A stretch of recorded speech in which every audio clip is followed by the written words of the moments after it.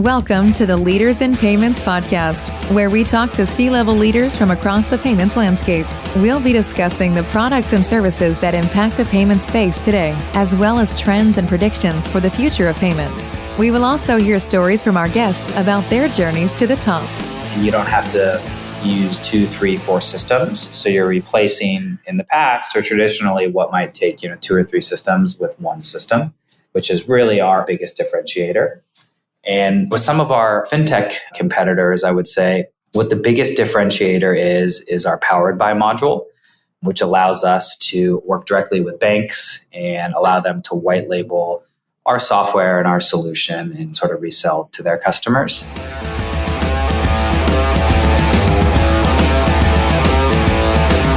That was Brent Jackson, the CEO and founder of Torpago. And this is episode 233 of the Leaders in Payments podcast. And I'm your host, Greg Myers. Brent has a passion for building products that help customers solve their pain points and has made it his mission to simplify spending for small businesses. Torpago is a corporate credit card and spend management platform with slightly north of 1,400 small business customers and a very vertical agnostic platform. According to Brent, they have very intentionally and successfully rebuilt the credit card experience from the ground up for small businesses. Their software is easily configurable and customizable for anything from a 2-person bakery to a 5,000-person brand. Brent and I go on to talk about his journey to the role of CEO, including where he sees the industry going in the next 2 to 3 years as it relates to consolidation, innovation, the embedded journey, and the trend of non-financial companies offering core financial products. We've got a great episode ahead, so let's get started.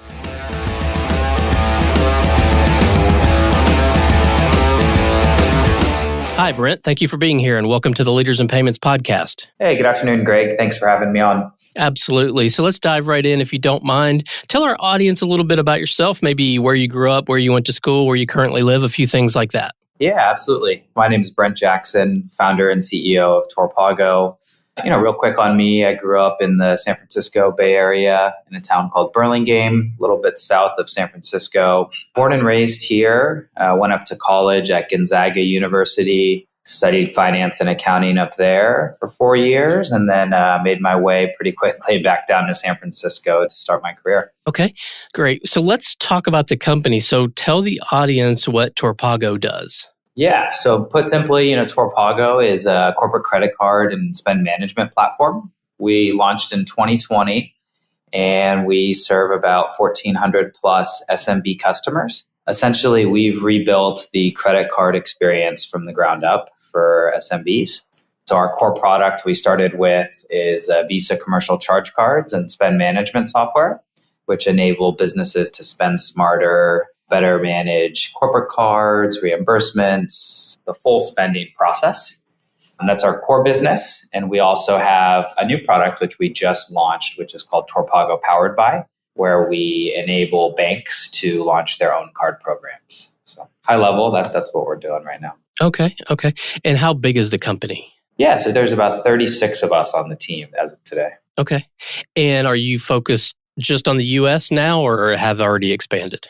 Yeah, at the moment, just the U.S. So our cards work everywhere in the world, but we only work with businesses headquartered in the U.S. today. Okay. And maybe talk a little bit about your go-to-market strategy. Do you have field salespeople, direct sales team? Do you work through partnerships or all of the above? Yeah, definitely all the above.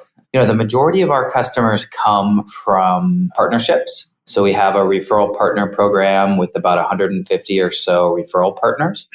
So think anywhere from content creators on social media all the way up to large corporate partners and everything in between.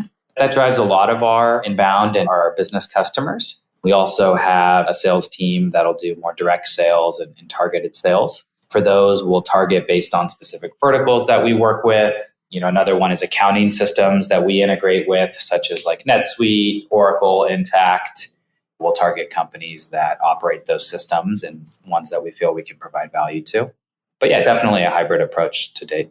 Okay. And you mentioned a word there. I want to double click on verticals. Are there specific verticals that your product is better for, or is it kind of blanket across the board for small businesses, just any type?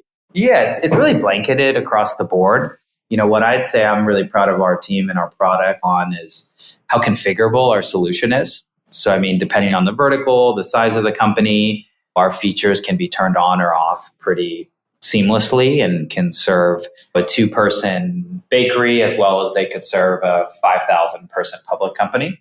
With that being said, we have had a lot of success in our portfolio and customer bases. We have some verticals where we have more focus on, such as manufacturing, e-commerce, construction. A lot of the core kind of non-venture backed industries is how we explain them. We found a lot of adoption there early on. Okay. Maybe walk through a typical use case. So small business, 20 employees, do they typically start with one card? Do they get 20 cards? Like, what is sort of the process? Yeah. So depending on the business, typically what we see is most common is that if you've got 20 employees, this is just starting to become a pain point or headache for you. Most likely, you're probably using American Express or Capital One or some sort of traditional larger card issuer. And maybe your employees are paying for things out of pocket or getting reimbursed through Concur or something. And you're looking for a better solution that's a little more seamless and connected and just easier to use. So typically what that would look like is the business owner or the finance or accounting person will sign up. We see most of our customers issue cards to every single employee to start. At a minimum, they'll give them all their employees a Torpago software account. So he or she can log in and they can request cards, they can request limit increases on the fly, kind of as needed. But yeah, typically we see most employers are giving each employee one card to start. And that's kind of our value prop, right? We have the tools to put really tight controls around spending and budgeting and to ensure that the cards are being used appropriately. So the business owners feel confident that they can give their team members cards and not lose sleep about them spending in the wrong categories or overspending. Okay. And is there a rewards component to it? Yes, we do cash back. We have a baseline of 1.25% cash back, and that's unlimited on every swipe. And then we have partner perks as well. We partner with various different, third parties and have a host wide range of discounts and other sort of perks that you get as cardholders. Anything from discounts on a software subscription all the way up to my favorite, which is iPhone crack screen repair insurance and pretty much everything in between there. Okay. And you mentioned earlier the integration with the accounting system. So maybe talk a little bit about that and how important that is to your product. Yeah, very important piece of the product and one of the more valuable things that we offer. So we integrate with about 1,000 different third-party solutions through API. On the accounting side, all of the top accounting systems that you could imagine, we have integrations with. What that does is it's a bidirectional real-time data sync between Torpago and the accounting system. So as employees, I guess backing up on the setup, you can pull in any data from your accounting system. So things like expense accounts, cost centers, departments, budgets, all that stuff that lives in your financial accounting ledger can be pulled into Torpago. And then once you have cards issued and out there, you can, as charges are being swiped and they're being approved in real time, we kind of break everything down to the per transaction level. So instead of having employees wait till the end of the month to download a PDF statement and group charges together and get reimbursed, as you swipe your card, you get notified via a push notification in real time. You can snap a picture of the receipt, choose any required fields. You can hit submit, and then it would go through an approval process internally. And once approved, it automatically can sync into your accounting system. So you can go from swiping to approving to syncing within minutes, really, and save your accounting team a lot of hours and sort of tedious manual tasks.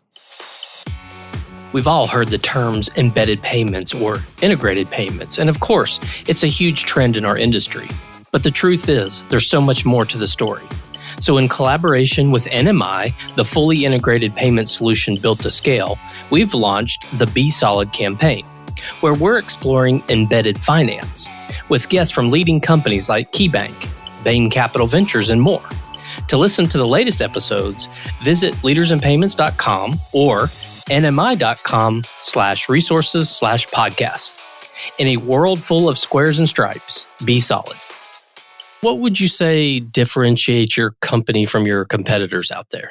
Yeah, I think a couple different things. On our direct to SMB product, it really depends on the competitors, right? So I kind of look at it in two sort of groups. You've got the more legacy players in the space. Think like big card issuers like American Express or companies like Concur, Expensify. For those folks, what really differentiates us is that we have a more encompassing solution. So, with Torpago, you get not just a card and not just expense software, you get both. You get cards, you get one platform to issue cards to your team. You get software to manage expenses, approvals, insights, integration, one seamless platform to really manage everything. And you don't have to use 2, 3, 4 systems. So you're replacing in the past or traditionally what might take 2 or 3 systems with one system, which is really our biggest differentiator. And with some of our fintech competitors, I would say what the biggest differentiator is our Powered By module, which allows us to work directly with banks and allow them to white label our software and our solution and sort of resell to their customers. That's something that we're really excited about that we just launched and is a big differentiator in the fintech space. Yeah, let's talk about that for a minute. What size banks would typically offer your product? Is it more smaller banks and credit unions, or is it up to regional type banks? Yeah, it can be all the way up to regional. Initially, our focus has been on community banks and credit unions. Under 15 billion in assets has kind of been the focus to date to start. But really any bank all the way up to a regional or like a larger issuer, we're starting to see a lot of those looking for solutions and more spend management functionality. But yeah, to start, it's been really focused on some of the smaller institutions as partners. Okay. And I'm assuming it's because it's called Powered By, it's a white labeled solution? Yeah, exactly. So 100% white labeled. Think of it as Torpago's providing all the kind of behind the scenes infrastructure for the bank to power the program. So we provide everything from card issuing processing to underwriting, to all the software applications, integrations, risk, fraud controls, all the hard stuff about building a credit card program that, quite frankly, banks just don't want to do, don't have the bandwidth or expertise on. We queue that up for them, make it really easy for them, and they essentially put their brand on the front of the card, resell to their customers, and then they have the option to issue themselves or through one of our partner banks. Yeah, and then we try and make it really easy for them to have a really sticky and competitive product that they can provide some value to their customers for. Okay. Yeah, I love that concept. Where do you see, if you take a step back to the broader payments industry, or you can answer this in respect to your own business, but where do you see the payments industry headed, say, in the next 2 to 3 years? Yeah, I think short term, I think there's going to be a lot of consolidation in the payments industry. There's a lot of choppiness in the market at the moment and a lot of economic uncertainty. I think with that, you're going to see a lot of consolidation. I think a lot of these bigger companies that are well capitalized are going to start to acquire some of the smaller competition and some of the smaller venture-backed companies that may be having a harder time raising capital. So yeah, short term, definitely a lot of consolidation is what we're thinking. What about long term? Can you get the crystal ball out and think out 5, 10 years? I wish I had the answer to 10 years. But yeah, I think short term, there's going to be a lot of consolidation. I think long term, you'll continue to see a lot of innovation. I think there's going to be a lot more emphasis on embedded payments, embedded financial services. I think you'll continue to see a lot of companies that are not traditionally involved in the payments stack or looked at as a fintech company or payments company rolling out more financial products. You've seen it lately with some larger public companies kind of getting into the space more heavily. And I think that's only going to continue in the payments vertical as we look out 5, 10 years ahead. Yeah. Well, I tend to agree with you there. I think the concept of the embedded finance and a business that has a software that's sort of their operating system of their business, so to speak, I think we're going to see more of those software companies offering products, financial products, whether they're lending, credit cards, bank accounts. I think we're just going to definitely see that trend continue. Yeah, there's been so many software companies that have reached a scale, right, where they have really good user bases and they're looking for ways to better serve those customers. And I completely agree. Yeah, banking, bank accounts, neobank, credit card issuance. There's been a big rise in enablement providers lately, companies like Marqeta on the processing side and card issuance side. And it's just become a lot easier, quite frankly, to add in some of these products. And I think, you're already starting to see it, and it's only going to grow more. Yeah. Yeah. And not to beat a dead horse here, but I think there's value in it in that they have so much data about the customer that it allows them to make intelligent decisions on what products to offer. Absolutely. And then even taking that a step further is the amount of data that those companies get from those products is just really attractive to them too, I would think. Yeah, absolutely. Well, let's switch gears a little bit and talk about you. So tell us about your journey to being the founder and CEO there of Torpago. Yeah, it's definitely been a journey. I started my career after graduation. I worked at Deloitte in San Francisco. So was a consultant in the corporate tax group of all things to start my career. Great place to launch and start a career. They invest really heavily in their people, and really good place to jump off from. Didn't want to be a partner and do the consulting thing long term. So I left and went to a smaller company in the payment space called Accrualify.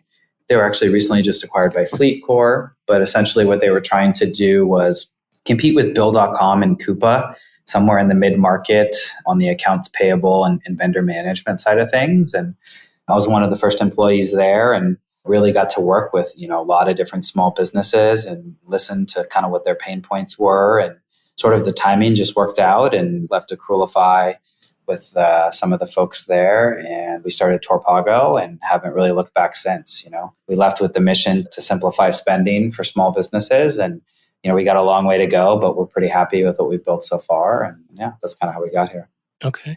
And so you founded the company right before the pandemic hit. So tell us a little bit about how that was.